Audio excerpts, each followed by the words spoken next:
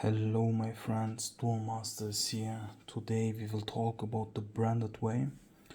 This video will be a really tough one for me because I have to explain you in a really simplified way advanced deck building methods. So yeah, if you like this video, please like and subscribe it, give me a comment with your honest thoughts and with a critique how I can improve my future videos. So if you didn't check out my last video where I explained how you can play with every branded hand without knowing the combos, please check it out.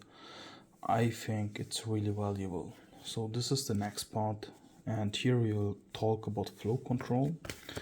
And if I say flow control, I mean duality, Nadir servant, and crossout plus the called by grave. So the big elephant in the room is, I guess, Nadir servant and maybe duality.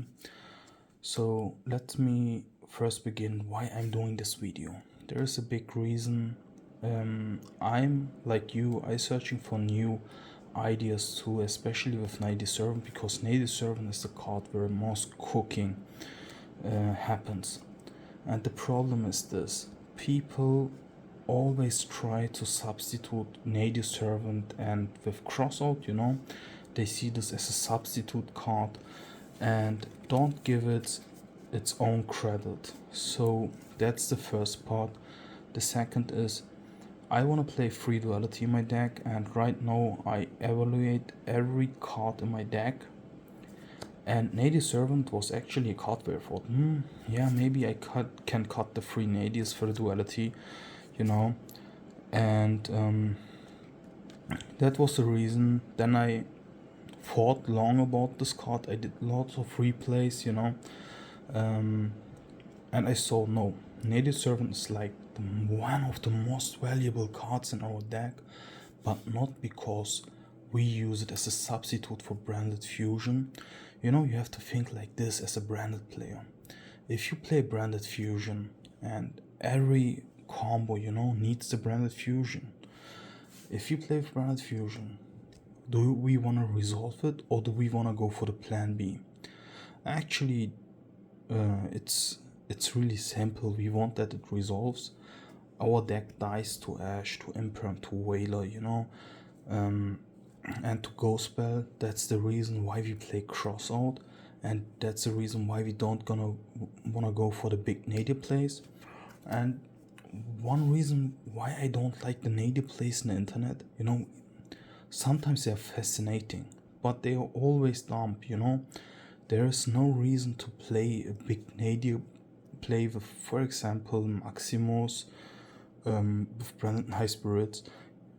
Pre-Psych, I played the High Spirits variant, for example, but the problem is this: we have 3 copies of Nadir servant, and we wanna use cards, valuable deck space just for plan B, Or plan, we should always assure that plan A works, because a Nadir servant board will not bring you a win in general, Maybe if you gimmick puppet lock them and stuff like that.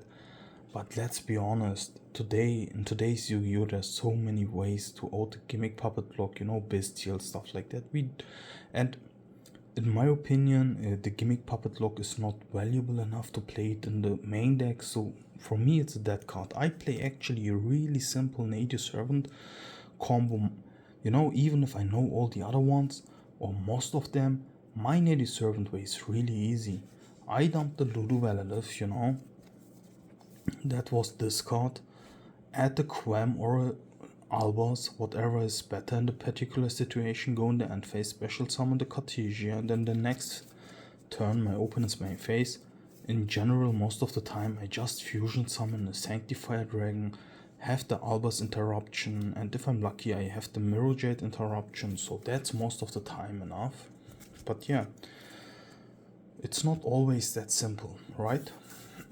So first of all, if you see a build without crossout and called by grave, just be sure that's a really bad build. It's a fun build, but it's not a good one. Why? I give you the example. For this build, we have to play at least one Imperm 2 ashes. I don't play the bell, you know, because in my locals people don't play bell. That's why I don't play it, but you can. So you have to get at least 7 cards in your deck space, maybe 8, you know. And if you wouldn't play this, you could put Engine in your deck, like the Keeper of Dragon Magic, like Big Bestial, stuff like that. And yeah, if you branded Fusion just resolves, your board will be exorbitant better. Or maybe not exorbitant, but it will be better, you know. But here's the problem. If branded Fusion resolves, if the opening resolves, most of the time we already won, you know. We don't have to play a Big Bestial package. We don't have to play, I don't know, a Keep of Dragon Magic package just for 1 or 2 cards. You know, they doesn't synergize even well. Because you need your normal summon, so you have more normal summon, stuff like that. So it doesn't make everything better. That's a big problem. And yeah, it's simple like that. If you play on a tournament, you know, or if you want to play on a tournament, even if it's a local, you have to do 4 or 5 matches, you know. And believe me, if you just once get ashed, most of the time it's already done, and the nadir will not help you in that case. Because if you play against any meta deck today, you know, like, I don't know, like Sprite, like Kashira, stuff like that, you know, the nadir board will not save you. You know, there you need the one crossout. You know, you need the crossout to get your board, to get your engine starting. Otherwise, you're lost. And if you play against some rogue decks, maybe nadir servant can be enough with a little bit luck. But yeah, that's the message I want to give you. First of all, you can't substitute crossout with nadir servant. Both have their own fields.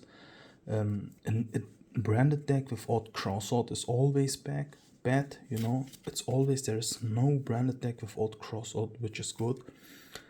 But yeah, it can be more fun, and if you are lucky, it can be, you know, if you go for the bet without crossout, you are better. But if you go for consistency, if you go for, you know, overall, you know, for the overall stats of the deck, crossout is the better card than any engine card.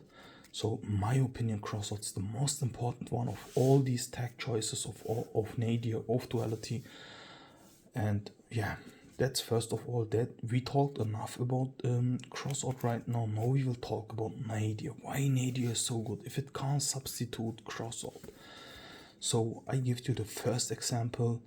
We can get an emergency board with nadir, which can be enough. In some particular cases it is enough, but most of the time it is not enough, you know. And then we have duality, and I will show you now why these cards are so good. Why nadir, why duality just boost your board over 500%, 200%. Why nadir boost your board like over 200%. And now you get the answer. And this is the stuff. Okay, we as branded players, you know, I don't like to talk with combos. I normally prefer to talk with rules, but to simplify this video, I have to talk now about combos. We can start our combo in general most of the time with these 3 cards, you know, Luba, Opening, and Fusion. And the weakest of these lines is the Luba line. The Luba line will end with 1 Mirror Jade, you know. We have our first interruption. We will get our Grungnol, you know, and Grungnol can send our second interruption, the Marlong. We will get, if we are lucky, the Grungnol negate as our third interruption for Luluvelilith, and our fourth interruption would be the Mercuria, which you could search with Branded Lost, okay? So our weakest line has only 4 interruptions if we are lucky. Sometimes it can only get 1 or 2 interruptions, so it's not enough to win a game most of the time. Yeah, and the other 2 lines, you know, are good. They are really good, you know, but they have weaknesses too. They have some weaknesses. Like we need the Mirror Jade most of the time, which use this effect because we don't go for the Albion, but we need the Albion Grave, so we use the Mirror Jade, to banish first of all one of our cards, one of our resources, just to get our engine starting, and Nadir Servant is a good substitute for it. And I will show you how this card boosts even our weakest line in such a particular manner that you can't deny the usefulness of Nadir Servant, not as a substitute for Branded Fusion, instead as a own card. You will see that the Nadir Servant will have more value than, for example, any Keeper of Dragon Magic, any Super Poly, any stuff like that. Super Poly is actually a really, really good example for it. We have the Crossout engine. I already said it's 7 cards, at least 7 cards. Some people play a 9 card Crossout engine. So just think about it. You could play instead of the free Crossout Dark Ruler no more Super Poly and maybe some other stuff. So you see, we have a really high trade-off because we can't play much hand traps. I guess this should be imperm, right? The problem is this: if we play only 3 hand traps, there are not many decks which we could beat with these hand traps. We are really good in the mirror matches. This is really amazing for a mirror match, for example, these cards. But expect for a mirror match, okay, Ash Blossom can be utilized against Labyrinth, but Labyrinth is not like Branded. Branded dies against the fucking Ash, And we say, yeah, Labyrinth dies too, but do you know the difference? The difference is Labyrinth will just use Skill Drain and goes and match and still win the game, and we are with a blank board, we can do nothing. So how we can utilize these cards? It's really hard to utilize them against our opponent's decks. Most of the time it's not enough to stop them, but I will give you one good example. If you know that you can't stop your opponent, then I wouldn't always use or waste my imperm, because just imagine that your opponent starts and you have the imperm in your hand. You could actually bait out a negation or whatever with imperm. For example, he has a monster on the field, you use imperm, and it's like a trade-off. It's like a weak kaiju, the imperm. And yeah, the Ash Blossom, if you sometimes, especially against rogue decks, Ash Blossom can be sometimes enough. But you see, we have a big trade of 4 cards in our hand, which do sometimes nothing. But that's not that wild, because we wanna start first. We are not the deck which wanna go second, so we shouldn't try to focus our deck building like going second. Why we should waste all the resources, like for cards like Nibiru, for cards like what was the name, Dark Ruler no more, if we don't need them, if we go first, and if we go second, we have the siding options. So yeah, that's my 2 cents. In my opinion, building a deck for going first should be our goal as a branded player, and not building decks which go second. So yeah, let's start. I will give you the example for our weakest line. How the weakest line, I said, at best we have 4 interruptions, and how we will boost it with Nadir Servant. Now let's start. We talk enough. So we use the Luba, we add the Branded Fusion, and at this moment we have to think like we don't get ashed. We don't get the plan B, we go for plan A. And what happens with plan A? Only with Nadir Servant. So we go Branded Fusion. We already used our normal summon, so we can't normal summon Quem. That's why we go for the Lubellion, because this is right now alive, So we use this. Special summon the Albion, and then use the Albion effect to banish the Luba, to banish the Albas, to special summon the Lubellion, Where is the Lubellion? Here is the Lubellion.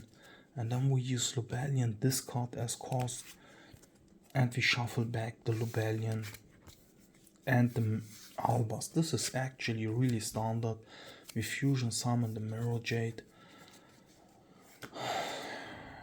Normally I would use it in the extra monster zone. We summon the Lubellion now from our grave. This is nothing new. We already know this combo. You know, normally we don't talk with combos. We talk with rules, and normally these would be face up. But to simplify it, we have to do it like this right now. So yeah, we don't get it to our hand. So yeah, this would be already it normally, okay? And now we use the Nadir Servant and we dump our what the fuck, not the Granghold. We dump the Titanic Light. Where is it? Here's the Titanic Light. And we add the Albas back, which we shuffled back with the Lubellion, you know? So what happens now? What changes? Normally in the end phase, we would add the branded opening in our hand to get the Quam in the field. Now with Titanic Light, we don't have to waste our Albion for the branded opening. So yeah, we go in the end phase. First of all, the Titanic Light. We special summon the Titanic Light, you know, and then we use the Quam. No, we use the Quam and send the Cartesia on our graveyard, you know. Then we use the Albion to set the branded Retribution. Okay, at this point, we are really well off. We have one Albas, we have a follow-up, stuff like that. It's all good, no? The problem is this: we could set the branded in red too, because, like I said, we already have an Albus in our grave. It would be a little bit more riskier, you know. However, it would be a valid choice. And if your hand gives it up, you can already use it. But for me, in this particular situation, I use the branded Retribution. I prefer it instead of the branded in red, because we already have two cards in our hand. So if our hand allows it, I go for the Retribution at this particular combo line, and you will see later now why. Our opponent's turn, you know, he plays. We didn't use our Mirror Jade in last turn. I did it on purpose, you know. Actually, we could use it, but I like an alive Mirror Jade more, because, like, how can I explain it to you?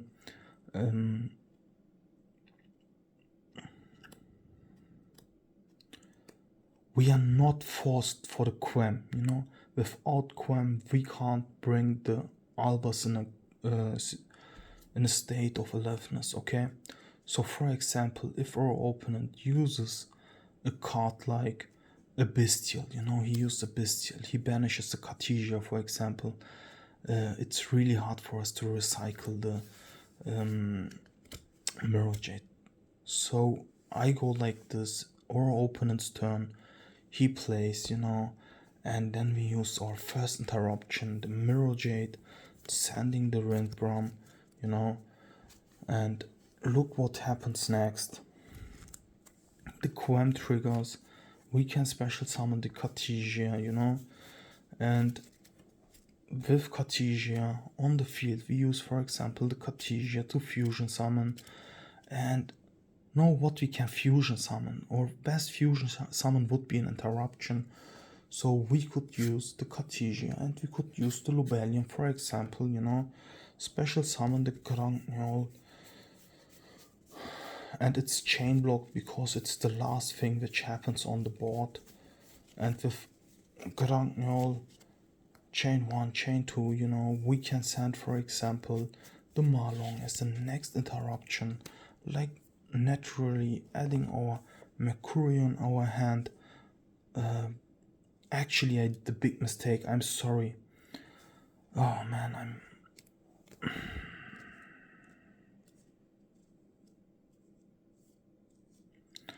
I'm sorry. It's really late in Germany. I did a big mistake, which I shouldn't do. Normally we don't use the Lubellion on field. No, we use the Albas in our hand to get the Rindbrom alive. This is my mistake. It's really late here in Germany. It's like 3 a.m. 2 a.m. I don't know, so it's because of the lack of concentration. Yeah, so we use them, and the thing is, actually, we could go for the Sanctified Dragon right now too. This is we have to look for our opponent's deck. What would be the better card in that particular situation? But let's say we go for the Grangniol because we needed the interruption. So our opponent's plays naturally, okay? We go for the Mercurial, next interruption. This is like normal, nothing changed right now. But now the really cool stuff happens. Now we have a Retribution, we have the next interruption, shuffling back or Mirror Jade for example, and the follow up for the next turn, which you normally don't have with the Luba line, right? So at this situation, it's still not over. If our opponent plays, we could use the Grangniol, for example, as the next interruption to get the Luluvelilith, you know, as a good next, or we could even use the Quertus, whatever we want more, and then we could use the Rindbomb, for example, to banish it and special summon the Albas to go for the next interruption using the Albas and the monster from our opponent to go for the Mirror Jade again, and then we could use the Mirror Jade interruption 1 times more. And you see my deck is not prepared for so many interruptions. We could send, in my opinion, the best bet would be right now the Albion, because we could fusion summon next turn, if there is a next turn even, the Dragoon with going for the Ballion, you know, and we would have a follow-up again. And you see this board is crazy, it's not breakable. We had, I don't know, I didn't count the interruption, but we have a shit ton of interruptions, you know. And we still have a fat body, you know. We have a good board for next turn. Next turn, the Quam would be live again, and with the Quam we could go for example, again the Cartesia, and we could use the Cartesia fusion summon effect to go, for example, a Dragos Depelia, you know, as a good target, you know. And what does change? I say what changes, okay. This was now actually a pretty cool play. But now you can say, but wait. I see the value of Nadir Servant, but I don't see the value of Duality. And sorry, I forget to show you the value of Duality, but I will show it, you know. Every line we play, okay, every line, no matter what, ends on 1 card. And the 1 card we end off is the Grangniol, you know. The Luba lines end with Grangniol, and this is the weakest one, and all the other ones end with Grangniol. And with Duality, we would have the Grangniol, we could send it to grave, and Grangniol would still be alive in the graveyard, and we would have an Omni Negate Dragoon.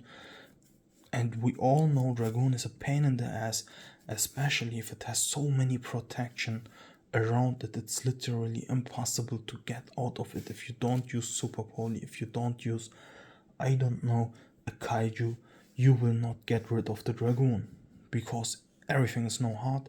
And the next turn we could use the Duality effect and get the draws. Do you remember my last combos? I showed you my video with the branded, with the fusion deployment Luba. Sometimes in some combo lines we go for the, what was the name of the card, you know? I forgot it. For the Grangniol, it's a new fusion. This is the Grangniol. We use it in our turn, the first turn. So sometimes it's even possible to go in the first turn for a Dragoon. And there's even another good niche application we could achieve with that. For example, we could go for the Albion, and if the Albion gets, for example, targeted, for example, with an Imperm, or let's say not an Imperm, with an it's not reasonable to target this card. actually. But let's say we have the Albion and we have the Duality, and in some matchups we can use the Duality and directly go as a chaining tool, you know, and directly go for the Sanctifier Dragon, because the Sanctifier Dragon is light, so we have a good play for it, you know. These are actually the only two plays which are reasonable. I know there are some other ideas with Duality, but in my opinion they are not worth it. And let's say even if you can't utilize it, you know, if you can't utilize it because your opponent stopped you playing for whatever reason, you know, your branded fusion got ashed, stuff like that, and you have the Albas in your hand, you just discard the Duality as cost, fusion a summon the Albas and an opponent's monster to get the Mirror Jade, and then you can use the Duality effect to draw a free card, and this free card could give you the edge. So yeah, I hope you liked the video. My main message is that Native Servant is not a substitute for Crossout. That Native Servant is not for your plan B, and instead it's an extension. It's the best extension actually you can play, you know. Same for Duality, and yeah, it's a good choice. I mean, even the brick ratio with Duality, with what was the name, Native Servant, really shrinks, because you have to think like this. We play normally the I will not count your every starting option, but Native Servant could, even if you don't get ashed, emergency board, you know, with an emergency board, and sometimes you have good cards and the emergency board could do it, you know.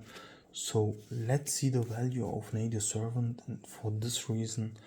And yeah, I hope you liked the video, I hope you enjoyed it, and if you like it, please give me a like and subscribe. Give me a comment about things which I should change in my next videos. Yeah, so have a nice day.